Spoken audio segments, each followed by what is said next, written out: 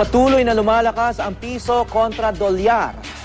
At ilang kababayan natin ang apektado na ng pagbaba ng halaga ng dolyar. May news to go si Chino Gaston.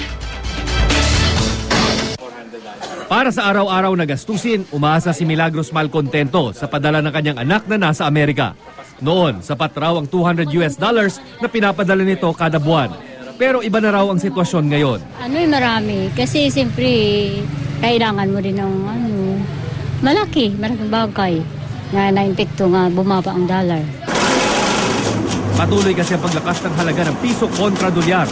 Sa pagsasara ng palitan, bumaba ang halaga ng dolyar sa 40.87 pesos. Ito na raw ang pinakamababang palitan mula pa noong taong 2008.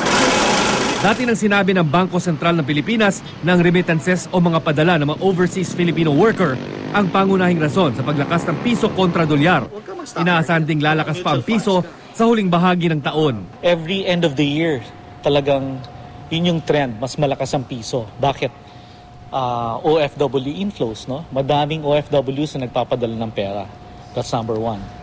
Number two, ang lakas rin ng financial markets, no? Stock market, all-time high. We're almost 30% year-to-date.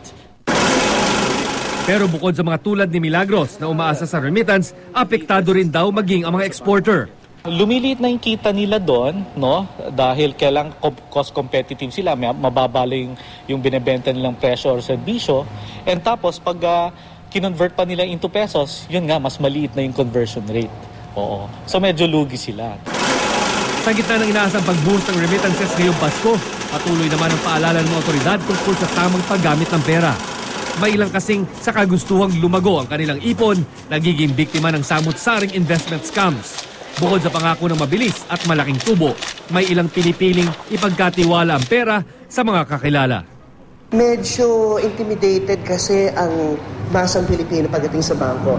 Yung trust sa paluwagan should be replicated also sa trust sa bangko.